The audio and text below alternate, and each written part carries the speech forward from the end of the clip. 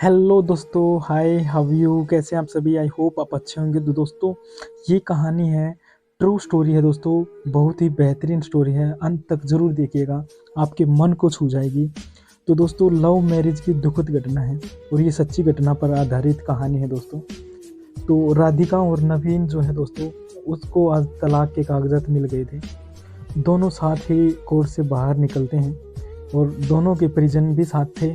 उनके चेहरे पर विजय और सुकून के निशान साफ साफ झलक रहे थे।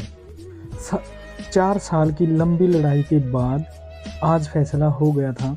10 साल हो गए थे शादी को, मगर साथ में सिर्फ 6 साल ही रह पाए थे। 4 साल तो तलाक की कार्रवाई में लग गए।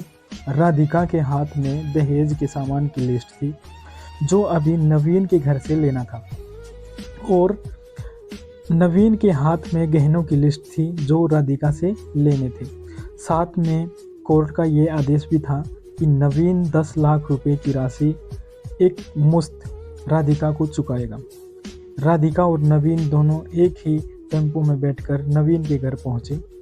दहेज में दिए गए सामान की निशानदेही राधिका को करनी थी, इसलिए 4 वर्ष बाद ससुराल जा रही थी।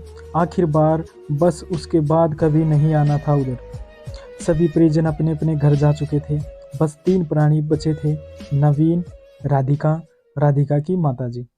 नवीन घर में अकेला ही रहता था। माँ बाप भाई आज भी गांव में ही रहते हैं।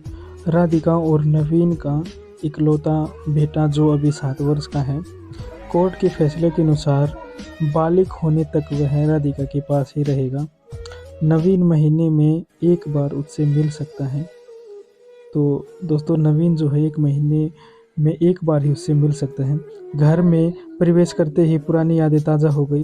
कितनी मेहनत से सजा था राधिका ने, एक एक चीज़ में उसकी जान बसी थी। सब कुछ उसकी आंखों के सामने बना था। एक एक ईंट धीरे धीरे बनते बनते इरादों को पूरा होते देख रही थी। सपनों का था वो घर। कितनी शिद्दत से नवीन उसके सपने पूरे कर रहा था। नवीन थका हारा सोफे पर पसर गया। बोला, ले जा जो कुछ भी चाहिए, मैं तुझे नहीं रोकूंगा। राधिका ने अब गौर से नवीन की तरफ देखा। 4 साल में कितना बदल गया है। बालों में सफ़ेदी जागने लगी है, शरीर पहले से आधा रह गया है। 4 साल में चेहरे की रौनक गायब सी हो गई है। वह स्टोर रूम की तरफ बढ़ी जहाँ उसके दहेज का अधिकतर सामान पड़ा था। सामान ओल्ड फैशन का था, इसलिए कबाड़ की तरह स्टोर रूम में डाल दिया था।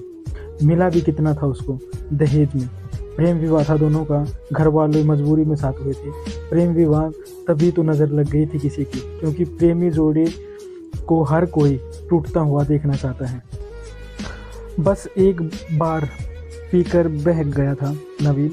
हाथ उठा बैठा उस पर। बस वो गुस्से मायके चली गई थी। फिर चला था लगाने सिखाने का दौर। इधर नवीन के भाई भाभी, उधर राधिका की माँ। नौबत कोर्ट तक जा पहुंची और तलाक हो गया। न राधिका लौटी और न नवीन लाने गया।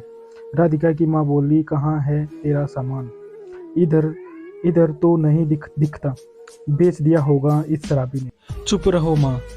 राधिका को न जाने क्यों नवीन को उसके मुंह पर शराब कहना अच्छा नहीं लगा। फिर स्टोर रूम में पड़े सामान को एक लिस्ट में मिलाया। बाकी कमरों में भी लिस्ट का सामान उठा लिया गया और राधिका ने सिर्फ अपना सामान, नवीन के सामान को छुआ भी नहीं। फिर राधिका ने नवीन को गहनों से भरा बैग पकड़ा दिया। नवीन ने बैग वापस राधिका को दे दिया। रख लो, मुझे नहीं चाहिए, काम आएंगे तेरे मुसीबत में।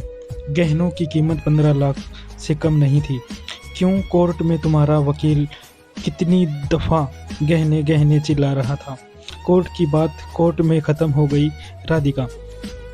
वहाँ तुम्हें मुझे दुनिया का सबसे बुरा जानवर और शराबी साबित किया गया है।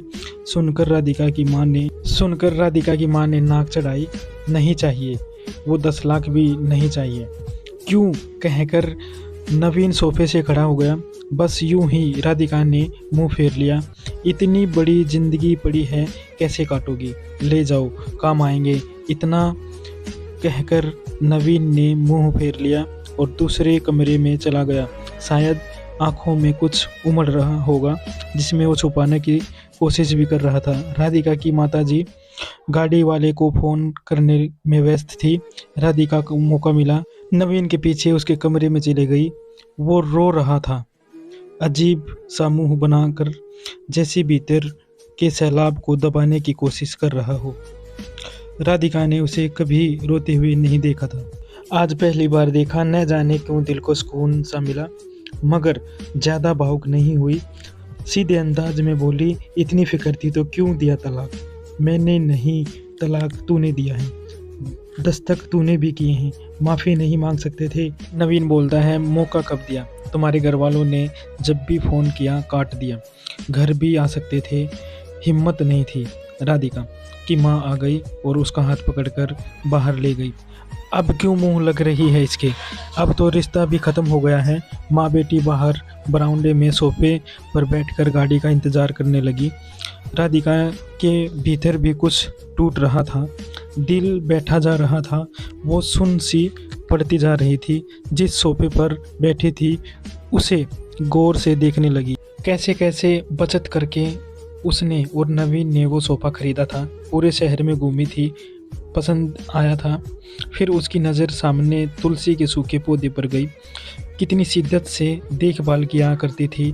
उसके साथ तुलसी भी घर छोड़कर गई। घबराहट और बढ़ी तो वह फिर से उठकर भीतर चली गई। माँ ने पीछे से पुकारा भी, मगर उसने अनसुना कर दिया।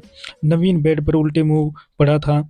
एक बार तो उसे दया आई, मगर वह जानती थी कि अब तो सब कुछ खत्म हो चुका है, इसलिए उसे भावुक नहीं होना था।